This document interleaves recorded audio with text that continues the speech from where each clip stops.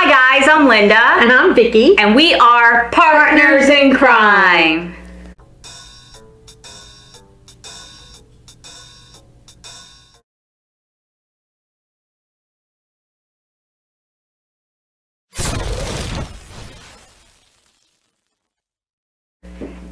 Today we have our wine segment, and I did pick up a Dark Horse Pinot Grigio. I have had the Dark Horse brand before, but I think I've had reds in the Dark Horse before. So we'll try the Pinot Grigio and see what we think. This is obviously my favorite wine, is a Pinot. Fabulous. I do like it. I do like Pinot Grigio. Yeah, and this is from California too, so it is a California wine. Great. So we can recommend Dark Horse. Like I said, I believe I did have the red, and that I liked as well. This one has notes of stone fruit and balanced crisp finish. So I don't know what stone fruit is. I don't know what stone fruit is either. It tastes like grapefruit to me. The Pinot Grigios in general taste like grapefruit to me. It's a mild wine, and if you're like me and you don't like very dry wine, this is a good combination of slightly sweet and some nice mellow dry notes. Yeah. Yeah. So it is really, really worthwhile getting, I think. Yep. Hi everyone, and we're going to talk about Lori Heimer, and this case was recommended to us by Laura Crow, who responded to a request we made on a Facebook group. And the request was asking for recommendations for cases that they'd like us to discuss. Now, having said that, I want you to know that we are not investigative reporters. We just are a couple of friends who like to talk about true crime happenings. And I think a lot of people expect us to be investigative reporters, which is why I'm telling you this. We're not. We're just reviewing reports and articles and stories that other people have delved into. And this is one of them. And the person who reported on this was Jennifer Eng, and it was a report on NBC News Kansas. Horrible story, and just so heartbreaking. Lori Heimer, was murdered on June 25th, 2016. I'm sorry, June 25th, 2016. So not too long ago. Not too long ago. It's a story of an unsolved murder, still unsolved today. She was 57 years old, and the mother of 4 daughters in a very tight-knit community. Yeah, or family and community. Also, she had 4 grandchildren. Her family and the community speak so highly of her, and let me tell you, the town that this happened in was Assaria. I might be saying it wrong.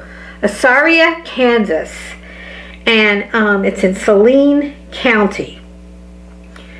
It was a very small community. Only 400 people lived there. Wow. So they all knew each other. They had such a deep farming roots. And Lori and her family lived on an 80-acre farm in this town. It was the kind of town where there were fish fries and picnics and festivals and fairs where everyone got together. And very much rural America in a small town. Lori was thought so highly of because she did a lot of community work. She worked with children, And I'll get into some of that as well. But let me get back to what happened to Lori. She had a dog breeding business called Poodle Patches. And there she was a dog breeder, and she bred poodles, toy poodles, designer dogs like golden doodles, and Yorkie poos, and never heard of that one. Yeah, wow. Yeah, and just so into her animals. And even as a child, she grew up on a farm with lots of animals. She just had a very deep love for animals. She sold and advertised puppies in her community as well as surrounding states like Oklahoma. She did do a lot of business in Kansas and Colorado as well. Okay. Now, she advertised on Facebook. On Facebook, it's still there. You can see it if you Google it. She has her address listed. She has the prices that she charged for puppies, which were somewhere between $1,000 and $1,500 a dog. There was a huge sign outside of her house that said Lori's Poodle Patch. So it was very visible to the area. Now, on the day that she was murdered in her home, again on June 25th, 2016, her husband left early in the morning, well, it was about 11 a.m., to go out and harvest his fields. He got out on his, I think it's called a combine. I've heard of that before. Yeah. Yeah. And was out most of the day, not all day, harvesting. After she had a 5:30 appointment scheduled that day. That evening? That evening. Okay. For someone to come see a dog, about purchasing a dog. No one knows whether that person showed up or not. But we do know that a week before, a stranger came to her house and wanted to see a dog, knocked on the door, wanted to see a dog. And she said, kindly but firmly, you need to make an appointment. You need to make an appointment to come in. So she didn't see him or allow him to come in, but we're wondering if he's the same person who that made the appointment for 5:30 that day. But her family was not involved in her business, so they weren't aware of her record keeping. I don't know if the police got involved. I'm sure they did, looking into whatever records she had. But, you know, she had about 50 dogs at that time. Okay. The authorities regularly inspected her kennels. The kennel was outside of her house. And they said the dogs were well taken care of, they were clean, they were well fed, they were healthy. Okay. So no way was this a puppy mill. So after the supposed 5:30 appointment, Lori was invited to a barbecue. She was going to go to a barbecue. When she didn't come, at around 7:30, her daughter, Katie, I believe, let me make sure of that, because she had 4 daughters. Her daughter, Katie Eberly, wanted to check on her to see what was going on. So Katie and her husband found Lori's body. She and the police confirmed that it was such a barbaric murder. There was blood on the walls. She was surrounded by blood. They don't really give details on how it happened, but based on what they were saying, you think it's some kind of a stabbing that occurred. So they don't really specify how she was murdered? No. Okay. No. So her husband was called in from the fields at that time. And so let me make sure I'm not missing it. For the 5:30 appointment, the nearest neighbor was a half a mile away. So they saw nothing. They didn't hear anything. They didn't see anything. So it was harvest season. So seeing people that are not normally, or cars that are not normally in that area, forget it's a small town, right, was not unusual because it was harvest season. So they probably had a lot of workers come in. Right. Okay. Right. And Lieutenant Michael Asher with the Saline County Sheriff's Office did confirm that it was a brutal crime. And she was brutally murdered. Her family, of course, struggled to understand why anyone would want to do this to her. She was so well liked in the community and so well known in the community. Why would anyone want to do it to a loving mother? Their eldest daughter, Lori Heimer, told Dateline that this was a woman who lived on a quiet farm all of her life. In Kansas, everyone spoke kindly of her, and she had no enemies. She's probably like most people. You would never think that anyone, right, that you know would do this, or would be killed because brutally like that. Right, yeah. And Janelle added, how can someone walk into your home, which you consider a safe place, and take that away from you and your whole family, that this could happen? And the community was equally as afraid, because again, they were a lot of farmers there, right, and those farmers would sometimes have to leave. The spouses would leave for a couple days, I guess, selling their products or whatever they were growing, and the wives were left alone in the house. Yeah. So it caused a lot of fear. After this, before that, they probably didn't even lock their doors. No. After this occurred, there was a lot of fear in the community, of course. And Lori's second oldest daughter, her name was Joni Alexander, said that she was away at a lake house about 2 hours away from her mother when this occurred. And she said the weirdest thing was her youngest, Joni's youngest daughter, said to her, because it started to rain, and she said to her, "Mom, are the angels crying?" Because it was raining. And Jody said, "Yeah, the angels are crying. Something bad must have happened. Maybe somebody went to heaven." That sends shivers down your spine when you hear that. Yeah, and then she got the phone call that her mother had died. Yeah.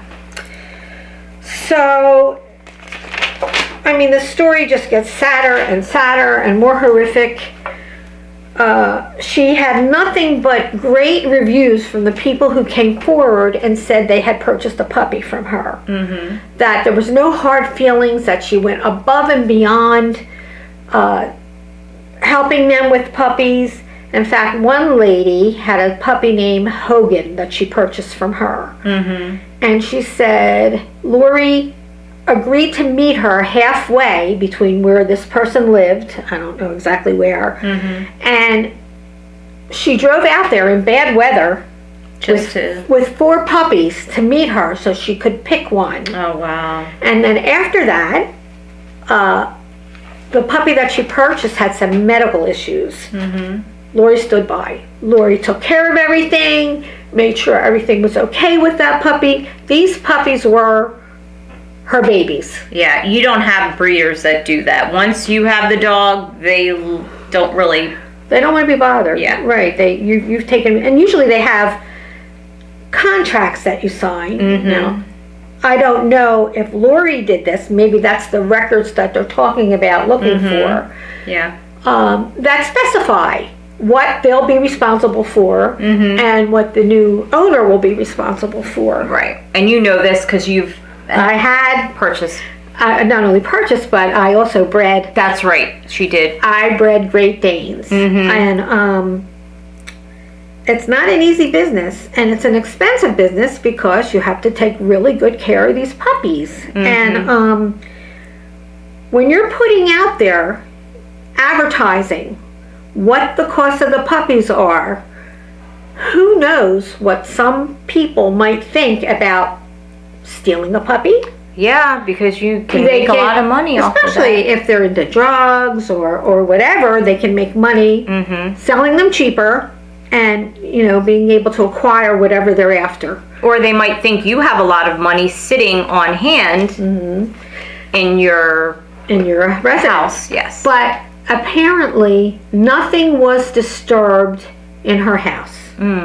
So they think it was someone That was targeting her specifically, not for... Right. Okay. Right. Now, her family, since they weren't so involved in her business, didn't know exactly if any puppies were taken. But the police don't think, for whatever reason, whatever they found in records, that any of the dogs were taken. But who knows? Yeah. There were 2 vehicles spotted in the community that the police put out. They wanted people to be aware of what these vehicles were, who was driving them. They were both pickup trucks. They even got a description of the people who were driving the trucks. One of the trucks had cages in the back. Okay. Which could be that they were coming to get those puppies. Yeah. Now, there was also a campsite nearby. Could be that these people had nothing to do with it, and it could be that the campsite people that were there had nothing to do with it. But don't forget, she had a big sign out in front of her house. Yeah. So they just don't have any information. They don't have any clues. And her children wanted to get more public awareness out about this. And they wanted to raise a reward fund. Okay. So mostly, well, all 4 daughters did. They did radio rounds to talk about the case. They plastered flyers everywhere. They even gave flyers to truck stops to the truckers and asked them to place the flyers wherever they were going. You know, it was just really, really, and of course it was on Dateline, and it was really publicized. Well, getting back, and I'm getting way ahead of myself here. Lori, because she was such an animal advocate, her whole life, like I said, she had lived on a farm, had many kinds of different animals that she just adored. Even as a child, she did. And she had poodles. So after she had her children, she didn't do that anymore. She wanted to spend her time with her husband raising their children. She didn't go work. Prior to that, she had been very involved with the community, you know, with children's programs, just did a lot of community work. But when she had the children, she wanted to spend more time with her family. So in 2000 is when she began her dog breeding business. Okay. And she was an awesome chef. She was a baker. She even baked special cakes for each of the kids for their birthdays. She did her daughter's wedding cake. Wow. That's impressive. Yeah, yeah. And we'll put some pictures around of that kind of thing that she did. So, because she didn't have all these puppies when she was taking care of her kids, that's when she started her dog business, when they didn't need that kind of attention anymore. Right, right. Now, did she have dogs? Did the kids have dogs growing up? No. There was no, okay. No. She, and again, ran the business out of her home.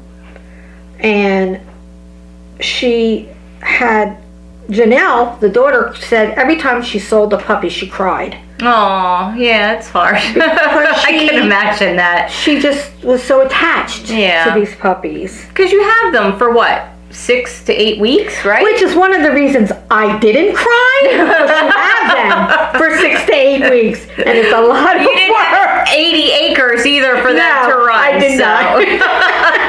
Plus, the poodles are a little bit smaller than Great Danes. Yes. And I got to tell you, just to break it up a little bit, I lived in a development, and I was on a corner property, and I had a fenced-in area where I could let the dogs out. This was mostly the adult dogs. I could let them out, let them run around and play. And they played with things like milk cartons and soda bottles, and they just were like little kids, throwing them all around. But I would have neighbors drive by and park along the side to watch the dogs playing. It was like the neighborhood zoo. Right. But yeah, so that was my interesting dog breeding story. And that's actually when I met Vicky, was when she... and she still was my friend. But anyway, so the kids were just adamant about getting the word out about, they wanted to get this person off the streets. They wanted to know who did it. Their goal was to raise $17,000 in a reward fund. And 100% of that money was to be used for the reward. Okay. And they did that, and they surpassed that.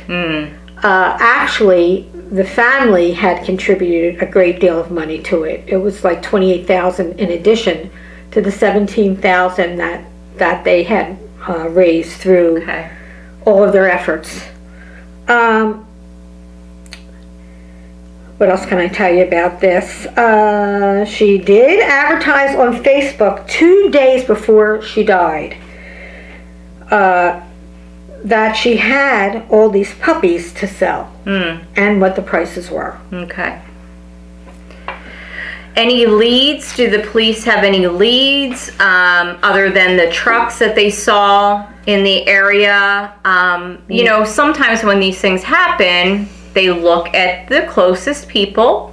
Her husband, have they looked at him? They did look at him. Okay. And they cleared him. I don't know how, but they cleared him. Okay.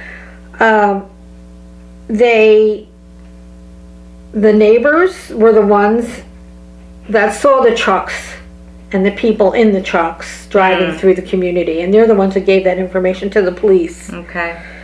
At her funeral, there was 1,000 people, at least 1,000 people at her funeral, and so that was more than the 400 people that lived in the community. Right. Even the police, when the what do you call it, the caravan for the funeral went by, the procession, thank you. When that went by, the police stopped and saluted. Aww. Because she was so well known and loved in that area. And they wanted to support the family. Right. So Jody started a Facebook group of her own called Answers, Prayers, and Support for Lori Heimer. And it quickly grew to 5,000 members. And that's when the girls did local radio rounds, newspaper interviews, giving out hundreds of flyers, and fundraising. And, you know, I had mentioned they did a lot of fairs and festivals in that area. They were there giving out, you know, with tables set up, giving out information about their mother. Yeah. It was, and the money was going in a fund called Reward Fund. Reddit reported just a couple years later, it rose to $36,000. They are still following leads, even today, getting nowhere. They are asking, the police are asking that anyone who did any business with Lori to come forward they need to talk to them about what they might know. And they are saying that they're not giving up on searching for her. Okay. They met with the family like Thanksgiving, like it was 7 months later, I guess, after she was murdered, somewhere in that time frame. And they, didn't have anything new to tell them. But they did say that they never put a case on the shelf. That, however, they will look at the cases that have more promising clues or outcomes first. Now, they did leave numbers to get in touch with them. If you knew anything, we'll put that on the screen. And then in January 2017, reported by Matt Campbell of the Kansas City Star, case is still unsolved. The daughters were still hoping that putting this information out there, especially in Kansas, because that area, that vicinity, right, that it'll ring a bell with somebody, that something will help them to know about the story. It just seems so brutal. A lot of times when we do these stories, like I said, there are certain characteristics, and that's where the police really can focus on certain people, because when someone's killed a certain way, they know it's someone close to them. It seems like the brutality of this murder, it was payback or someone she knew. Like, it just seemed from all these other stories we've covered that it's personal. It was personal. So that's why it's so hard. They did not see her other people in her world, in her community, that could have had something against her. That's why they push so much about how well liked she was, how well, that it was not a puppy mill she was running, that it was done with a lot of care, with a lot of investigating the people that she sold the puppies to. I mean, that wasn't a lot of money. I mean, yes, a lot of money to buy a dog, but it wasn't a lot of money to lose because a dog wasn't what you thought it was, to kill someone that brutally, Yeah, they're not thinking it has anything to do with PETA, nothing to that effect, because of all the inspections that she's had on her kennels and the good reports that came out about it. PETA would get involved in something like that, and I know of people that this occurred with that were suspected of puppy mills, where those puppies are treated like livestock. They're thrown in cages and not taken care of well at all. Right. But that is not the case. Right. So with her, it sounds like it has nothing to do with her dog breeding business at all. No. The only thing it could be is that strangers, and this is in my opinion, nothing but the police said. Right. That strangers who saw the big sign in front of her house, which also in Facebook gave her phone number, her address, directions to get there, looked at this and said, wow, this could be easy money if we get a couple of these dogs, or she has money in the house. The only thing is, that could be the case, but because they were so far out there, think about it, somebody would have to actually pay attention, not stalk her, but know what the comings and goings. Anybody could have been in that house. They could have had a whole house full of people at that time. That's true. You know what I mean? So that's true. Was someone actually watching her? For it just to be a it could have been someone that came in, said, oh yeah, we're thinking about looking for a dog. She's like, you need an appointment. Right. And then that they could have pushed their way in. That could have been the case too. Right. Knowing that no one else was there, but how would they know that? It just seems very strange that there was a lot to lose for someone to just show up. Right. Right. It could have, anybody could have been in the house with her with a gun behind a door. Yeah. They could have been just stalking. That's what I'm thinking. Yeah. On the 3rd anniversary of her death, which was June 25th, 2019, Associated Press reported that the Kansas Bureau of Investigation followed up on hundreds of leads. They continue to seek information from anyone who had contact with her, especially through the month of June. And callers, if you have any information, are going to remain anonymous. And again, in June 27th, 2020, at this time, the reward is up to $37,500. Okay. And of course, it's being offered for the arrest and conviction of anyone who's responsible in this case. Yeah. Authorities are requesting information, no matter how small, because you just don't know what that can lead to. Yeah. One little tiny thing could just open a whole big door. Right. And right. Yeah, the case can be solved. Which is also another reason why we like to do these, because you never know who's watching and what information they could have. Right. Yes, it's 4 years later, but it's still an active, ongoing case. Yes. And whatever information anybody out there might have, please, it's anonymous if you want it to be. And, you know, we'll leave the numbers for you to call. But at this point in time, it doesn't seem that they're any further along to solve this horrible, senseless murder of a loved and respected, kind woman. Mother, grandmother, yeah. Wife, sister. Right, right. Yeah. So, please do, if you hear anything or know of anything, give them a call. Yep. They'll follow up. Sounds good. And then, I guess until next time, we'll say bye.